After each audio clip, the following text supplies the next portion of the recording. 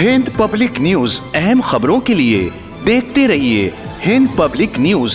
हम दिखाते हैं हमेशा सच।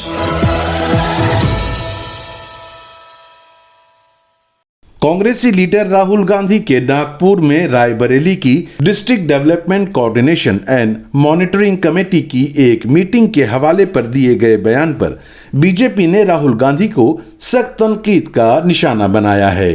दरअसल राहुल गांधी ने रायबरेली में एक मीटिंग के दौरान वहां मौजूद सरकारी अफसरों के नाम पूछने और उनमें से 80% ऊंची जात से ताल्लुक रखने वाले अफसरान पर तनकीद करते हुए कहा था कि बीजेपी ऊंच नीच की राजनीति खेल रही है और सबका साथ सबका विकास एक खोखला नारा है, जबकि हकीकत यह है कि बीजेपी दलित, पिछड़ा समाज और ओबीसी को लगातार नजरअंदाज कर रही है।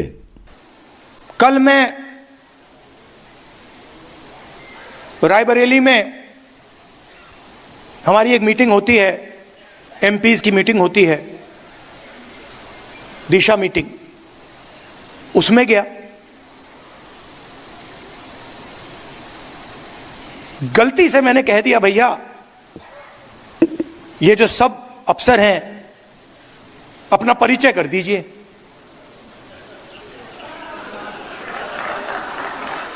गलती से कह दिया मैंने। अब परिचय शुरू हुआ, उसमें मुझे एक दलित नाम ना सुनाई दे, एक ओबीसी नाम ना सुनाई दे। फिर मैंने पता लगाया, मैंने अपने सेक्रेटरी से कहा भैया ये इन सब के नाम निकालो और पता लगाओ इनमें से ओबीसी कितने हैं, दलित कितने हैं, आदिवासी कितने हैं, माइनॉरिटी के कितने हैं। झलक दिखी 80%, एक दो कम्युनिटीज के, बाकी कोई नहीं। झलक दिखी। वहीं राहुल गांधी के इस बयान पर पलटवार करते हुए बीजेपी लीडर और यूपी सरकार में मंत्री दिनेश प्रताप सिंह ने इसे समाज में नफरत फैलाने वाला बयान करार दिया और साथ ही राहुल गांधी से सवाल भी किए कि राहुल गांधी ये बताएं कि जब वो सत्ता में थे तो उन्होंने कितने प्रतिशत दलित, पिछड़ा समाज और अल्पसंख्यक से ताल्लुक रखने वाले लोगों को सरकारी मुलाजिमत दी थी। देश में नेता प्रतिपक्ष श्री राहुल गांधी जी ने जो कल नागपुर में एक बयान दिया है और उसका ताल्लुक रायबरेली की दिशा की बैठक से जोड़ करके उन्होंने वहां बयान दिया, इसलिए मेरा पक्ष आना आवश्यक था। वैसे तो मैं देश की राजनीति में भारतीय जनता पार्टी का एक छोटा सा कार्यकर्ता हूं और रायबरेली के भीतर भारतीय जनता पार्टी के माध्यम से रायबरेली वासियों की सेवा करता हूं, लेकिन जब रायबरेली का कोई विषय आता है तो मैं ज़रूर कोशिश करता हूं कि पार्टी का पक्ष, सरकार का पक्ष भी जनता के सम्मुख आए। रायबरेली में दिशा की बैठक होती है, राहुल गांधी जी पहुंचते हैं और मैं स्वयं उनके बगल में सिर्फ 2 इंच की दूरी पर स्वयं बैठा था। नागपुर में जाके उन्होंने कहा कि मैंने कहा कि आप लोग परिचय दे दो, जबकि ये पूर्णतया असत्य है। परिचय रायबरेली की जिला अधिकारी ने कहा कि आप सब बैठे अधिकारी अपना परिचय दे दो, तो सभी जनप्रतिनिधियों और सभी अधिकारियों ने अपना अपना परिचय दिया।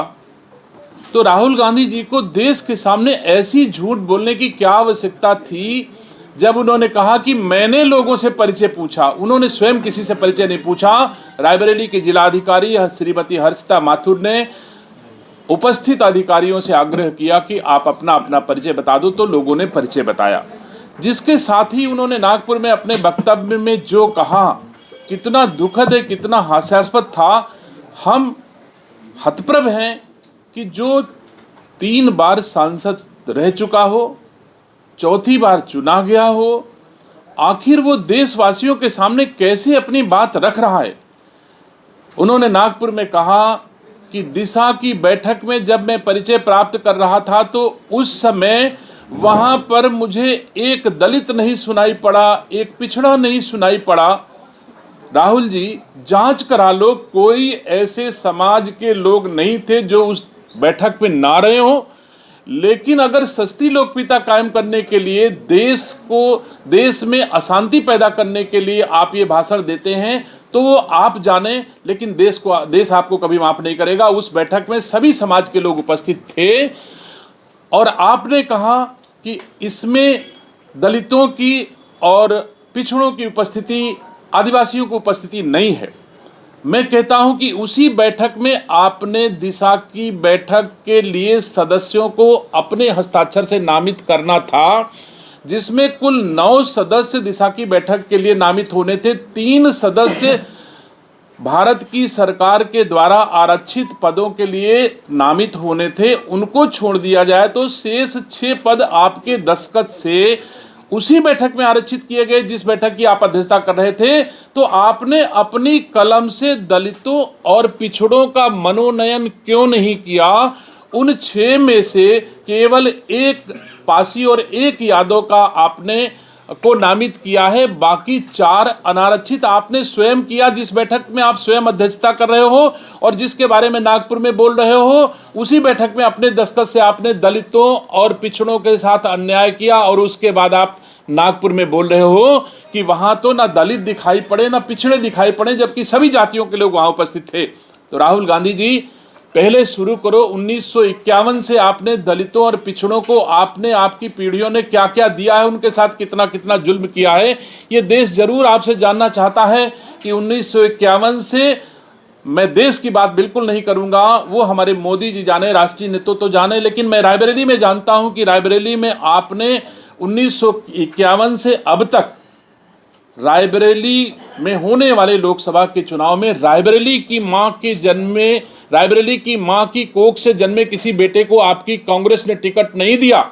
और रही बात दलितों पिछड़ों की, तो मैंने एक डाटा प्रस्तुत कर रहा हूं अपने प्रेस के लोगों के माध्यम से, जिसमें 1951 से 2022 तक हुए विधानसभा के चुनाव में कांग्रेस के द्वारा दिए गए विधानसभा के टिकटों की सूची आपके सम्मुख प्रस्तुत कर रहा हूं, जिसमें 8 बार चुनाव का ब्यौरा है। वैसे मैं 51 से ब्यौरा दे सकता था, लेकिन बड़ा हो जाता, तो मैंने केवल 91 से आपको ब्यौरा दे रहा हूं। 22 के बीच में 8 बार विधानसभा के चुनाव हुए और 4 अनारक्षित विधानसभाएं हैं रायबरेली में आपकी लोकसभा में, और 4 में केवल 4 लोगों को आपने आरक्षित श्रेणी पिछड़ों को केवल टिकट दिया है। एक भी इसमें से किसी दलित को आपने टिकट नहीं दिया है। तो क्या इसके लिए आप देशवासियों से माफी मांगेंगे राहुल जी, कि आपने रायबरेली के लोगों, जिस बैठक में बैठे थे उसी बैठक में चुने हुए जनप्रतिनिधि बैठे थे, उन जनप्रतिनिधियों के बीच में आपने जो टिकट दिए हैं उसमें आप स्वयं देख सकते हो कि आपने दलितों पिछड़ों के साथ न्याय किया है आपके हिसाब से। मैं ये भी पूछना चाहता हूं कि चाहे आप पूरे देश की बात कर लो, चाहे रायबरेली अमेठी की बात कर लो, चाहे 10 जनपद की बात कर लो, 10 जनपद के भीतर भी आपके 2 सांसद हैं और तीसरा लड़ रहा है। इनमें से कितने दलितों और पिछड़ों को आपने आरक्षण दिया, यह भी तो देश के सामने आप बताओ। कहीं अगर चाहते तो वायनाड से किसी एक दलित और पिछड़े को आप टिकट दे करके सांसद बना सकते थे। आप चाहते तो राजस्थान से, जहां आपने अपनी मां को, वो भी अस्वस्थ होने के कारण, रिटायर होने के कारण आपने राज्यसभा भेजा है, वहां एक दलित को आप भेज सकते थे, वहां तो आपने नहीं भेजा। और रायबरेली की दिशा की बैठक में आकर के और उसके बाद देश के सामने देश को आप गुमराह कर रहे हो कि दलितों पिछड़ों का हक नहीं दे रहा। मुझे तो गर्व है कि जिस बैठक में आप गए थे उसमें मोदी जी की सरकार के शासनादेश के अनुरूप 3 लोगों को आरक्षण प्रदत्त किया गया था, लेकिन आपने तो जितना मोदी जी ने किया उतना भी हक दलितों और पिछड़ों को नहीं दिया है। तो सम्मानित साथियों, मुझे दुख होता है इस तरह से कि हमारे देश के सांसद ही नहीं, देश में नेता प्रतिपक्ष हैं, कैसे वो सदन इनकी योग्यता को समझ पाएगा, कैसे देश इन पर गर्व कर पाएगा। जगह जगह नफरत फैला रहे हैं, सद्भावना देश से खत्म कर रहे हैं। मैं आप सबके माध्यम से देशवासियों को, रायबरेली वासियों को आश्वस्त करता हूं कि राहुल गांधी जी सद्भावना बिगाड़ करके देश में आग लगाने का जो काम कर रहे हैं, ये अगर नहीं रोकेंगे तो मैं न्यायालय जाऊंगा। हिंद पब्लिक न्यूज, अहम खबरों के लिए देखते रहिए हिंद पब्लिक न्यूज। हम दिखाते हैं हमेशा सच।